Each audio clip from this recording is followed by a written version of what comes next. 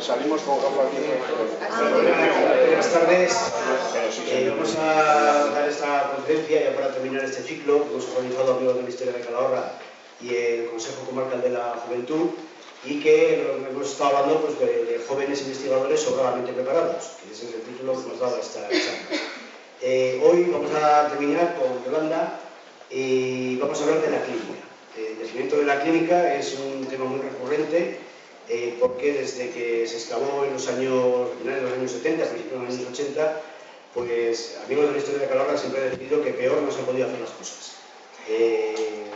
Así lo creemos, supongo que Yolanda luego nos explicará el porqué, y la verdad que el yacimiento de la clínica son los únicos restos que tenemos dentro del casco urbano, que están en la intemperie, y hemos visto cómo año tras año se han ido degradando hasta un punto en el que dónde se está gastando el dinero o para qué sirvió aquella musealización de hace unos años que solo sirvió efectivamente para destruir parte del yacimiento y hacer unas pasarelas por las que no va nadie.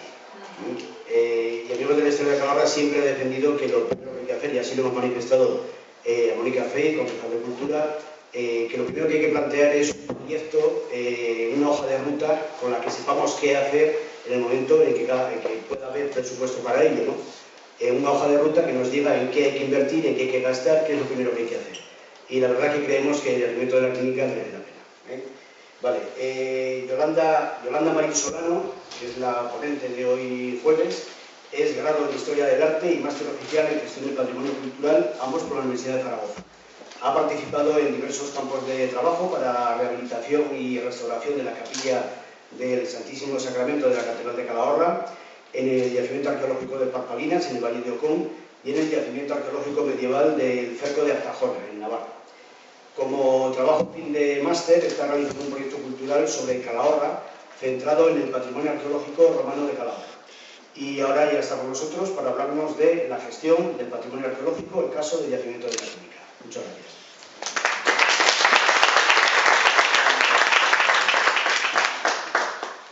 Bueno, muchísimas gracias por la presentación y buenas tardes a todos.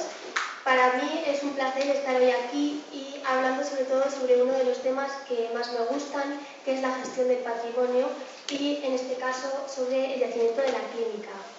Como bien os han dicho ya, soy graduada en Historia del Arte y no en Historia, aunque son dos disciplinas que caminan de la mano, y es que no hay historia sin arte ni arte sin historia.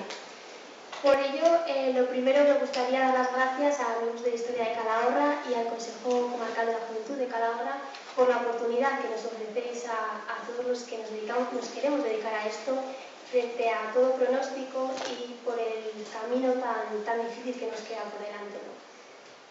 Cuando me ofrecieron la posibilidad de participar en estas charlas, en estas jornadas, yo me encontraba realizando mis estudios sobre el yacimiento de la clínica y dije, ¿por qué no participar y compartir estos estudios con todo aquel que esté interesado en conocer un poquito más este yacimiento y cómo se está gestionando y qué es lo que se puede hacer a partir de ahí, ¿no? Como ya os han comentado, estos estudios sobre la clínica forman parte de otro gran proyecto que estoy llevando a cabo, que son sobre los yacimientos arqueológicos en general y el patrimonio arqueológico romano de Calahorra. Parece que me quise centrar básicamente en el patrimonio arqueológico de Calahorra porque después de la formación que yo recibí en el máster sobre diferentes buenas y malas gestiones del patrimonio, me di cuenta que aquí en Calahorra la gestión y la difusión del mismo es bastante escasa. Parece que sí que en los últimos días, por parte de los grupos políticos, empiezan a despertar un poquito en cuanto a este tema, pero creo que queda todavía un largo trabajo por delante. Calahorra tiene un rico patrimonio arqueológico y creo que, aunque no sea visible a ojos de muchos de los ciudadanos y mucho menos de los turistas. Es por eso que me he querido centrar un poco en este tema y vamos a ver un poco las bases de la gestión patrimonial, donde lo primero y lo básico es el estudio, la documentación y la investigación sobre el patrimonio. Primeramente es necesario saber qué es lo que se ha hecho, qué es lo que tenemos, cuál es el elemento patrimonial, conocerlo de primera mano, la evolución que ha ido surgiendo desde que salió a la luz hasta nuestros días. Y es muy importante sobre todo la parte de la investigación a la hora de generar este tipo de proyectos culturales. Hay que recordar que los yacimientos son un patrimonio vivo, a pesar de, valga la redundancia, de estar enterrados, ¿no?, y haber permanecido ahí a lo largo de la historia. Cuando salen a la luz, si no los mantienes y los cuidas, el patrimonio desaparece. Y también, por supuesto, aparte de la evolución y ver qué es lo que se ha hecho, vamos a ver un poco la importancia que tiene dentro de la ciudad, en los valores de este yacimiento y, por supuesto, qué hacer a partir de ahí. Para ello, lo principal, vamos a comenzar con un pequeño contexto histórico que, bueno, muchos de vosotros ya sabréis, pero por si acaso voy a mencionar y dar unas pequeñas pinceladas brevemente para entrar un poco en situación. Hay que recordar que Calahorra es una de las ciudades más antiguas de La Rioja. Se fundó hace 2000 años, aunque se conocen asentamientos desde el Paleolítico. Durante época romana, Calagurris fue uno de los enclaves romanos más importantes del Valle del Ebro y testigo de ello son los restos arqueológicos que han ido apareciendo en nuestra ciudad. Según las monedas ibéricas acuñadas en el 200 a.C., se le llamó Calagoricos, aunque los romanos lo tradujeron a Calagurris, que significaría cala, altura, gur, ciudad y ris junto al río. Estaríamos, por lo tanto, hablando de una ciudad situada junto a una altura próxima a un río. Estaría situada estratégicamente en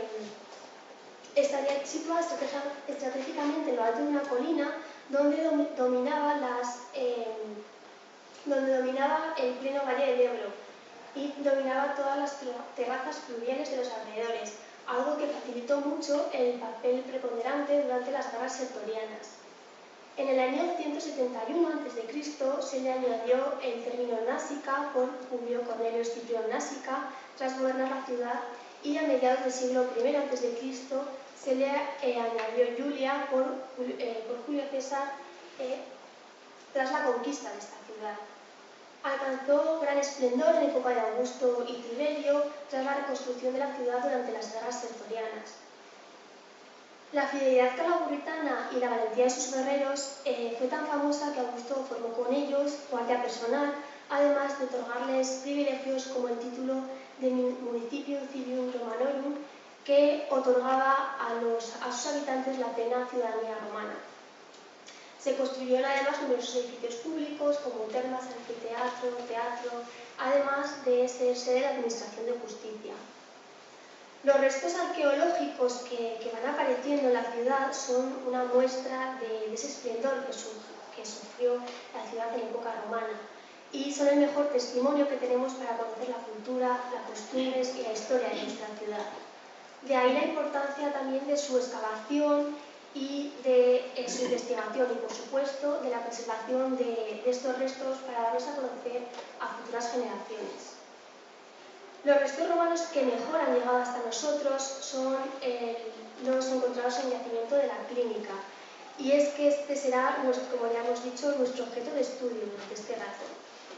El término de la Clínica es el que se ha utilizado para denominar a este yacimiento, o mejor dicho, a este sector arqueológico, ya que se trataría de una pequeña zona de la ciudad romana de Calagurris que se encuentra bajo la actual ciudad. Lo que actualmente encontramos aquí serían los restos de una domus romana asociados al conjunto termal y necrópolis. No será hasta los años 70 cuando comienzan a aparecer los primeros restos en esta zona, aunque es ya a principios de los años 80 cuando comienzan las primeras excavaciones de la mano de Urbano Espinosa, donde aparecen 3 terrazas horizontales aprovechando el desnivel del terreno. Lo que sale a la luz es una vivienda romana de finales del siglo I o principios del II, y así nos lo han hecho saber los restos de pintura allí conservados. Esta vivienda se abandonaría a mitad del siglo III durante el saqueo, aunque no se cree que se hundiría el edificio entero, pero sí grandes partes del mismo. Durante la antigüedad tardía, el edificio fue reocupado de nuevo hecho que se evidencia en los sucesivos estratos de ocupación del terreno. No lo ocuparían en su totalidad, aunque sí en la parte sureste. A finales del siglo III, esta domus quedaría extramuros, siendo abandonada por completo. De esta manera, esta zona se comenzó a cubrir con vertidos de desecho, convirtiéndose en un campo de ruinas. Esto explica que durante la Edad Media toda esta zona se utilizara también como área de enterramiento y cementerio. Durante la época moderna ya se levanta sobre la necrópolis una tapia para cortar el camposanto municipal que atraviesa el actual yacimiento, destruyendo parte de las tumbas preexistentes. Es importante saber todo este contexto y la evolución para saber leer luego adecuadamente todos los restos que han llegado hasta nosotros.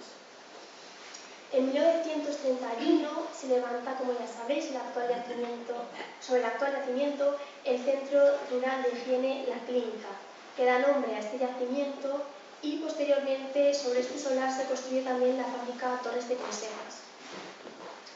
Tras su abandono se plantea el proyecto de construcción de un gimnasio para el colegio colindante de Ángel Oliván, que da lugar al descubrimiento de los primeros restos, donde se empiezan a realizar los primeros sondeos y catas arqueológicas, que dan como resultado la necesidad de excavar por completo todo el solar.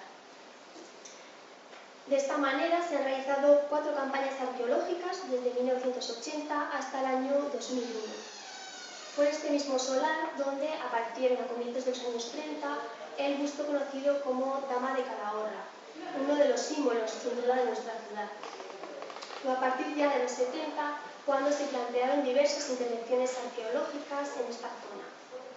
Es gracias al Seminario de Arqueología de la Universidad de Navarra cuando se realizan en 1972 los primeros sondeos en esta zona, dirigidos por el profesor Alejandro Marcos Pous, dando como resultado la aparición de diversos lienzos de sillería. De esta manera, la primera intervención, realizada en 1972, consistieron en la realización de 2 zanjas separadas entre sí unos 100 metros, donde apareció un muro de fortificación. Esta muralla estaría formada por 2 paredes de sillares de buen tamaño y separadas entre sí, tramo a tramo, por unos tirantes perpendiculares.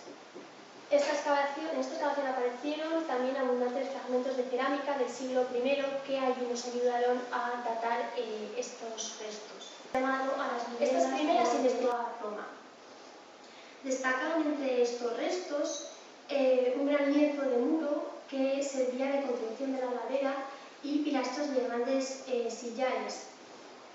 Serían, por lo tanto, los primeros restos correspondientes ahora sí a una tumba romana del siglo I, gruesos bloques escuadrados, magníficas columnas en el interior y los suelos decorados con mosaicos y las paredes con estucos y pinturas.